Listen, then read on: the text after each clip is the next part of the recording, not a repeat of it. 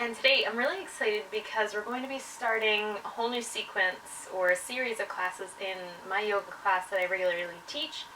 And we're going to be going through all of the yamas and all of the niyamas, which I don't think I've ever done in my class, and I definitely haven't done on my videos. So I think this is going to be a really good series to tie in some of the foundation knowledge of the 8-limbed path of yoga with the actual physical practice that we do, because sometimes we tend to focus too much on our physical practice and we forget about these foundation concepts that we're really supposed to be living our life by as yogis.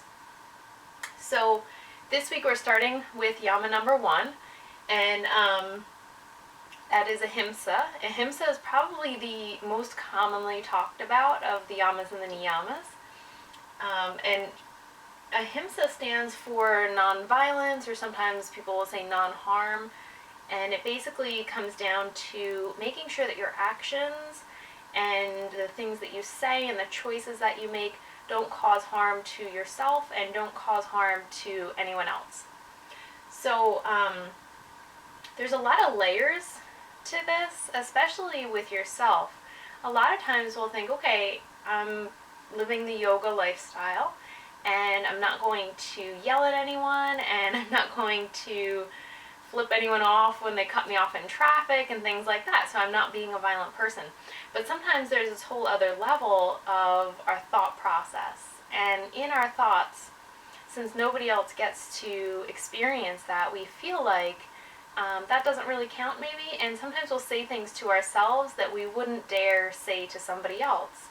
We can be really, really hard on ourselves, and a lot of stress and a lot of suffering comes from that self-criticism or that voice in our head that can really say some mean things. So the very first part of this is monitoring your thought process and just being aware of what your patterns are. If you tend to be hard on yourself, especially in certain situations, if you make a mistake, do you give yourself a little bit of leeway, or do you come down on yourself really hard? So just kind of watch your patterns and see when you tend to have harmful thoughts towards yourself or harsh thoughts towards yourself. Because your thoughts are the very first part of this pattern. What you think is going to affect your mood, it's going to affect your body language, it's going to affect the decisions that you make and the way that you talk to other people. And eventually, if we have a lot of suffering within ourselves, it starts to spill over toward the people around us. We'll lash out at people when we feel like we're really stressed. So when we work on Ahimsa on this level of internally being kind to ourselves and taking really good care of yourself, then that also starts to spill over and we're kinder to the people around us, and we don't have those episodes where we feel like we get overwhelmed and we lash out. So from your thoughts it becomes speech, and speech is a really big part of this. We have to monitor the way that we talk to people, but also our tone of voice. A lot of times we can say something that seems rather benign, but our tone of voice, our attitude when we say it might be leaning in a different direction. So you have to really listen to yourself as you're speaking during the day, and that's a really strong form of communication, the way that we talk to people, and we want to make sure that we're not putting undertones of violence or harmfulness, being passive-aggressive when we do things like that. And then from that speech, we start to formulate our behaviors and our choices. This is the huge part of really where Ahimsa starts to come off of our mat as yogis. These are the choices that we make, the purchases that we make on a regular basis. So when you go to the food store, deciding to buy chicken or beef or any kind of meat product is really saying that you agree with the way that that animal was raised, the way that that animal was slaughtered, the process that it was packaged, and the fuel and the water and the resources that went into creating that product.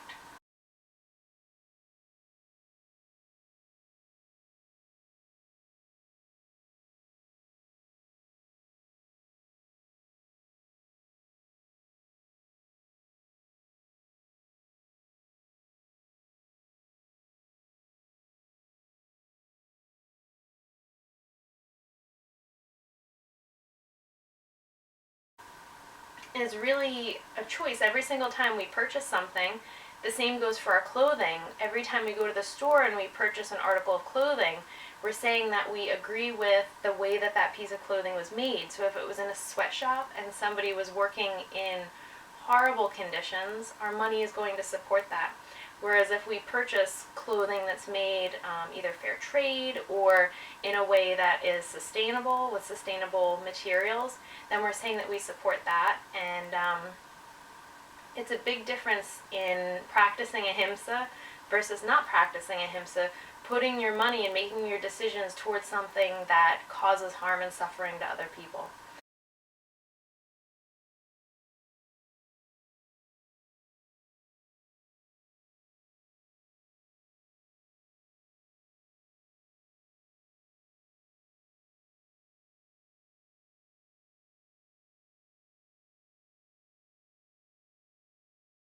So you really have to kind of look down the line of your decisions, how they're going to have this ripple effect that move out in all directions. So your habits, the same thing with your habits. It's this concept of either overdoing something or underdoing something. And I see this a lot at work with my patients that I work with. Underdoing things. So when we ask them to exercise a certain number of times per week or for a certain duration in order to maintain their health and work on whatever condition that they have, and they don't do it because they're too busy.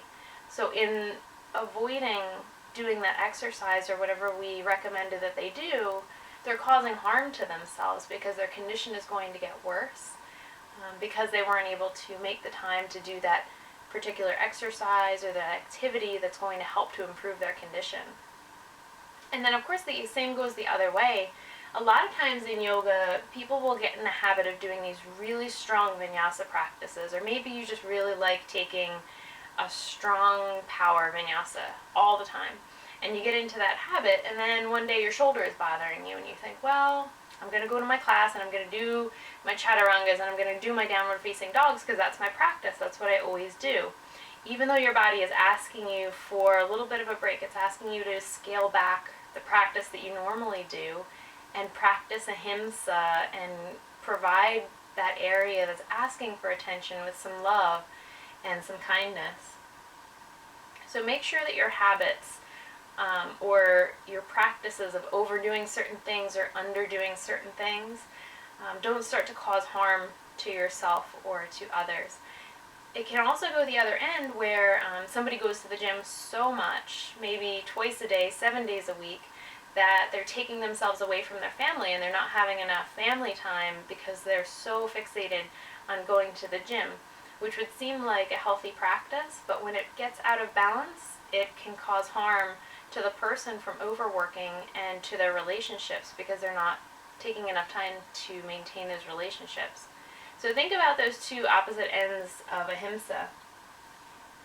So for each of these weeks that we're talking about the different yamas, the niyamas, I'm going to link that into our physical practice. And our physical practice for this yama is of course going to be a heart opening practice because this is our center of compassion. The Anahata chakra is the source of compassion toward ourselves and compassion toward others. So we're going to work on a physical practice that opens up the front of the heart, but also the back of the heart. So we think of the back of the heart, right in between the shoulder blades, as a space where we tend to push emotions back that we don't like or that we don't want to deal with. That's a space where things start to get stagnant, and it's an area where physically we hold a lot of stress. So our practice needs to balance those two parts of the body, opening up the chest, giving us that nice posture, and also releasing that holding from the upper back, and creating strength in our upper back so that we can hold ourselves in good posture once we get there. We don't fatigue after a minute and start to slump again. The breath that I picked for this practice is a Viloma breath, or Viloma version 1, where it's a punctuated inhale. So we'll practice that before we go into our asanas. And the mantra that I've selected for this practice is Loka Samasta Sukhino Bhavantu, which in my class we always chant at the end of our practice. And we think of this as a chant of ahimsa because the meaning of it is, let my thoughts, words, and actions create happiness and freedom for myself and all others in the world. So it's this idea of connecting what we think, what we do, the choices we make, and how that affects my happiness and freedom and everybody else's happiness and freedom. So it's a really powerful mantra. The mudra that we're going to use for this practice is the lotus mudra. And the lotus is a symbol of being open at the heart. And a lot of times we like to close off the heart and protect ourselves. But when something is closed, you can't give from it and you can't receive anything to it. When it's closed off, it's totally confined. So when we open up that space, we want that symbolic opening of being able to give from the heart space, being able to receive into the heart space. When we have that openness at the heart, then we can dwell really easily in this space of unconditional respect for yourself, unconditional respect for everyone else. That's really where that compassion is going to come from. The way that you feel about yourself shouldn't be conditional. It shouldn't be, I'll feel good about myself if I get a raise. I'll feel good about myself if I get a new house. Or anything like that. If I do well on my presentation, then I'm going to feel good about myself. The way that you perform and the things that you gain in life shouldn't have a bearing on how you feel about yourself. That should be unconditional. You're a worthy person no matter what. And everybody else is also in that same state. They're worthy people. They don't have to meet a certain standard for you to have to appreciate them. There's that unconditional respect no matter what. So the last part of this too, I like to highlight, we talked about diet and purchases, but ahimsa also extends to the environment around us. If we're making choices that are damaging to the environment, in the end it's going to be harmful to us and it's going to be harmful to everyone else, because we can't live separate from the environment. If we pollute our water and we pollute our air and we have huge amounts of plastic waste and toxic substances all over our food, that's going to be harmful, and that process is just building up and building up until the point where it's going to really have a huge impact on our happiness and our freedom and our ability to live our lives. So something really important to think about, just making steps, taking strides to make better choices with your diet, making better choices with your purchases, and making better choices for the environment, using less fossil fuels, producing less waste, less plastic especially, not using plastic bags, things like that. Just taking little steps every day to move in the right direction.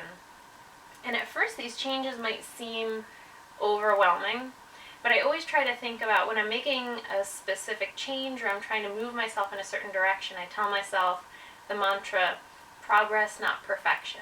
So if I'm trying to decrease my impact on the environment by using less plastic, doesn't mean that tomorrow I have to completely eradicate plastic from my life, but every single day I'm going to make decisions to bring reusable bags, to use glass containers for my lunches, to avoid purchasing products at the grocery store that are in plastic when it's totally unnecessary.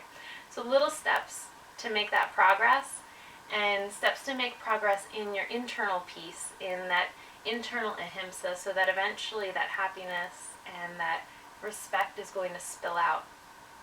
Now, there's a teacher who I'm really inspired by who completely embodies this idea of ahimsa, and she actually grew up very locally to where I live and where I teach, and the name that she goes by is Peace Pilgrim. She grew up in Egg Harbor City, which is just a few miles away from where I am right now. And every year they have a celebration for her birthday because she was such an important figure and her statement was so strong. So Peace Pilgrim decided to let go of all her worldly possessions and walk across the United States for many, many years and talk to people, just talk to everybody that she could meet and bring them her message of peace. And she strongly believed that peace and nonviolence started with an internal state, that if you work on yourself and you work on your own internal peace, that's going to radiate to everybody else. If you have a violent attitude or a harsh attitude with yourself, that's also going to radiate toward everybody else. So do the internal work first. And I definitely recommend looking up Peace Pilgrim. There's actually a lot of videos about her and interviews by her and lectures by her on YouTube that you can watch. She's really an inspirational person, especially on a topic like ahimsa. So thank you so much for watching and learning a little bit more about the foundation of what yoga practice really is. And we're going to do a second part to this video, which is going to be the physical practice, so that we can release our holding and really embody this idea of ahimsa. Namaste, thank you.